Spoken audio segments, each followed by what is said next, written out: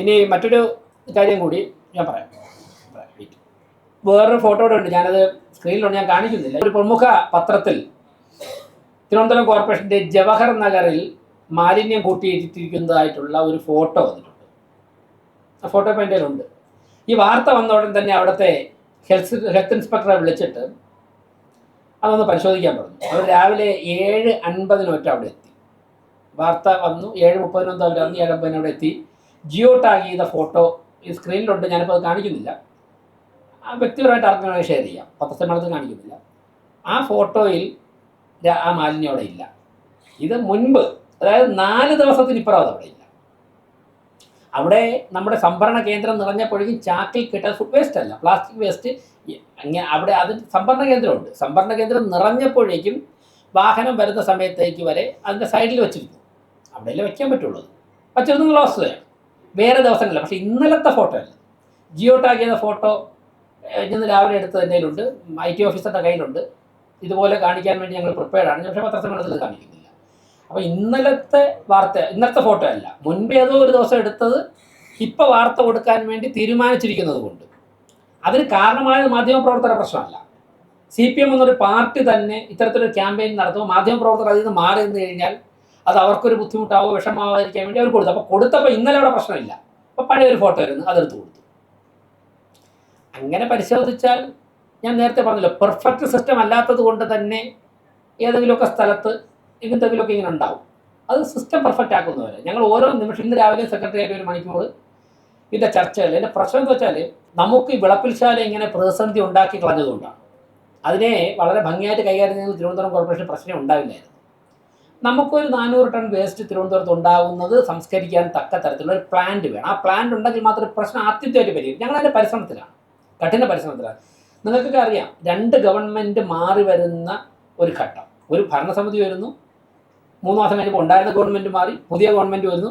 അതിനിടയ്ക്ക് 4 മാസത്തിനിടയ്ക്ക് 4 സെക്രട്ടറിമാരായി, 3 സെക്രട്ടറിമാരായി ഇപ്പോൾ 4 മാസത്തിനിടയ്ക്ക്. അപ്പോൾ ഉണ്ടായി വരുന്ന ചില ഭരണപരമായിട്ടുള്ള കാലതാമസമുണ്ട്. പക്ഷേ ഞങ്ങൾ വളരെ സജീവമായിട്ട് കാര്യങ്ങളുടെ മുന്നോട്ടാണ്. അത് പരിഹരിക്കുന്നതോടുകൂടി ഈ പ്രശ്നം ആത്യന്തികമായിട്ട് കറക്റ്റ് ചെയ്യും. ഇപ്പോൾ തിരുവനന്തപുരം പ്രശ്നം പരിഹരിച്ചുകൊണ്ടിരിക്കുകയല്ലേ, പൂർണ്ണമായിട്ട് മാറ്റിയിട്ടില്ല. ഇന്നും രാവിലെ പിടിക്കുന്നുണ്ട്. രാഷ്ട്രീയ പാർട്ടികളോട് കൂടിയാലോചിക്കേണ്ട സമയം വരുമ്പോഴേക്കും എല്ലാ രാഷ്ട്രീയ പാർട്ടികളോടും വളരെ ഗൗരവമായിട്ട് കൂടിയാലോചിച്ച് ചർച്ച നടത്തി മുന്നോട്ട്. എൻ്റെ ബോധ്യത്തിൻ്റെ അടിസ്ഥാനത്തിലാണ് ഞാൻ പറഞ്ഞത്. ഇന്നലെ ഞാൻ നല്ലല്ലോ പറഞ്ഞു, ഇന്നല്ലേ പറഞ്ഞത് എന്ന് കണ്ട അപ്പോൾ പറഞ്ഞില്ല. അതിൻ്റെ 2-3 ദിവസമുള്ള വിലയിരുത്തലിൻ്റെ അടിസ്ഥാനത്തിൽ ബോധ്യപ്പെട്ട കാര്യമാണ് പറഞ്ഞത്. വരട്ടെ, നിങ്ങൾ അന്വേഷിച്ചു നോക്കും, നിങ്ങൾ മാധ്യമപ്രവർത്തകർ അന്വേഷിച്ചു നോക്കും.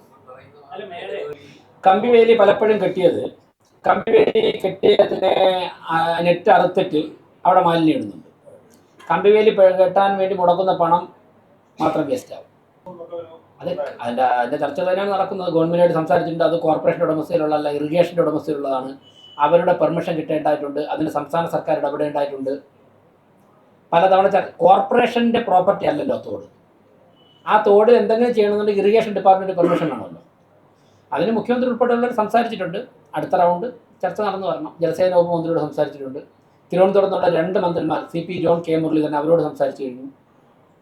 അതിൽ അവർക്ക് ഏറെക്കുറെ ചില മന്ത്രിമാർക്കൊക്കെ തന്നെ ആ കാര്യങ്ങൾ ചർച്ച ചെയ്യണം, അതുമായിട്ട് മുമ്പോട്ട് പോകണമെന്നുള്ള വ്യക്തിപരമായ അഭിപ്രായങ്ങളുണ്ട്. ഹോട്ടലുകൾക്ക് മാലിന്യം സംസ്കരിക്കുവാനുള്ള പ്ലാന്റ് എല്ലാ ഹോട്ടലുകൾക്കും തിരുവനന്തപുരത്തില്ല. ഇപ്പോൾ പുതിയതായിട്ട് ചെയ്ത് തിരുവനന്തപുരത്തെ ഹോട്ടലുകൾ, സ്റ്റാർ ഹോട്ടൽ വെച്ച് ബാക്കി ഏറെക്കുറെ എല്ലാം തന്നെ വർഷങ്ങളായി പഴക്കമുള്ള ഹോട്ടലുകളാണ്. അതിൽ പലത്തിലും ബിൽഡിംഗ് ഒക്കെ ചെയ്യുമ്പോഴേക്കും കൊടുത്തിരിക്കുന്ന പെർമിഷൻ പൂർണ്ണമായിട്ടും നിയമവിധേയമായിട്ടുള്ളതൊന്നുമല്ല. പലതിനും അൺഓതറൈസ്ഡ് കൺസ്ട്രക്ഷനൊക്കെ പല സ്ഥലങ്ങളിലുണ്ട്. അതൊന്നും പെട്ടെന്ന് പോയിട്ട് എല്ലാം ഇടിച്ചു പൊളിച്ച് മാറ്റാൻ സാധിക്കില്ല. അവിടെയൊന്നും പുതിയ പ്ലാന്റ് തുടങ്ങാനുള്ള സിസ്റ്റവും ഇല്ല. പുതിയതായിട്ട് ചെയ്യുന്ന ഹോട്ടലുകൾക്ക് അതിൻ്റെ വലിപ്പം അനുസരിച്ച് നിയമവിധേയമായിട്ട് പ്ലാന്റ് വേണമെന്നൊക്കെ പറഞ്ഞാൽ നമുക്ക് ആവശ്യപ്പെടാം. പക്ഷേ പതിറ്റാണ്ടുകളായി ചെയ്തു പോയ ഒരു സിസ്റ്റമുണ്ട്. ആ സിസ്റ്റത്തിൽ നമുക്ക് പരിമിതികൾ ഒരുപാടുണ്ട്. അവിടെ നിന്ന് മാലിന്യം കളക്ട് ചെയ്ത് മാറ്റാൻ പറ്റുന്നില്ല. പക്ഷേ കോർപ്പറേഷൻ്റെ അംഗീകൃത ഏജൻസികളുണ്ട്. അവർ നേരത്തെ ചെയ്തുകൊണ്ടിരുന്നത് പോലെ നമുക്കൊരു 10-20 ടൺ സംസ്കരിക്കാനുള്ള പ്ലാന്റ് നമുക്കുണ്ട്. കല്ലടി മുഖത്തൊരു പ്ലാന്റ് ഒരുവിധം കുഴപ്പമില്ലാതെ പോകുന്നുണ്ട്. അതിനെ കൃത്യമായിട്ട് പരിപാലിച്ചുകൊണ്ട് പോകുന്നുണ്ട്. ബാക്കിയെല്ലാം തന്നെ അവർ ശേഖരിച്ച് പിഗ് ഫാമുകളിലാണ് കൊടുത്തുകൊണ്ടിരിക്കുന്നത്. സെൻട്രലൈസ്ഡ് പ്ലാന്റ് വരുന്നത് നമുക്ക് ആ സിസ്റ്റം മാറ്റാനും സാധിക്കില്ല. അപ്പോൾ അംഗീകൃത ഏജൻസി കൊടുത്താൽ കുഴപ്പമില്ല. അവരെ കൃത്യമായിട്ട് മോണിറ്റർ ചെയ്യുന്നുണ്ട്, അവരുടെ റെഗുലറായിട്ട് മീറ്റിംഗ് നടത്തുന്നുണ്ട്, കോർപ്പറേഷൻ്റെ ഹെൽത്ത് സ്റ്റാൻഡിംഗ് കമ്മിറ്റിക്ക് അവർ ആൻസറബിൾ ആണ്.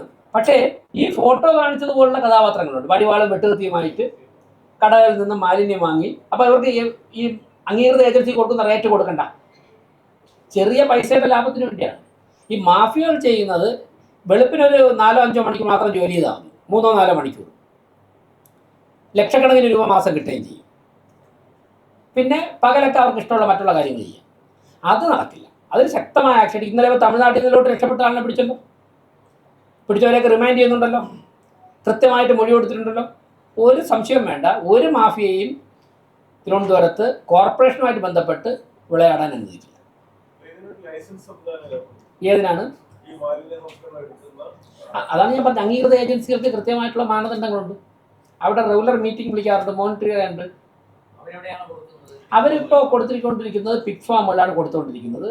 മേയർ എന്നുള്ള നിലയ്ക്ക് പൂർണ്ണമായി ആ സിസ്റ്റം പെർഫെക്റ്റ് ആണെന്നുള്ള അഭിപ്രായം തെരഞ്ഞെടുപ്പിന് മുമ്പും ഇല്ലായിരുന്നു, ഇപ്പോഴും ആ അഭിപ്രായം തന്നെയാണ്. പക്ഷേ നമുക്ക് ഓൾട്ടർനേറ്റീവ് വരുന്ന പോലെ നിലവിലുള്ള സിസ്റ്റം തുറന്നാലേ പറ്റുള്ളൂ.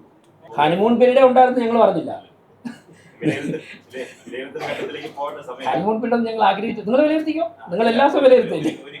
മാലിന്യ പ്രശ്നം കൃത്യമായിട്ടുള്ള ചർച്ചകൾ നടത്തിയിട്ടുണ്ട്. കൗൺസിലർമാരുമായിട്ട് ചർച്ച ചെയ്യേണ്ട കാര്യങ്ങൾ, രാഷ്ട്രീയ കാര്യങ്ങൾ അവരുമായിട്ട് ചർച്ച ചെയ്തു, ഉദ്യോഗസ്ഥ തലത്തിൽ ചർച്ച ചെയ്യുന്നുണ്ട്. ആ പ്രോസസ്സൊക്കെ നടക്കുകയാണ്. അത് കൃത്യമായിട്ട് തുടരും. അവരെ ബോധവൽക്കരിക്കുന്ന നടപടികൾ സ്വീകരിക്കും.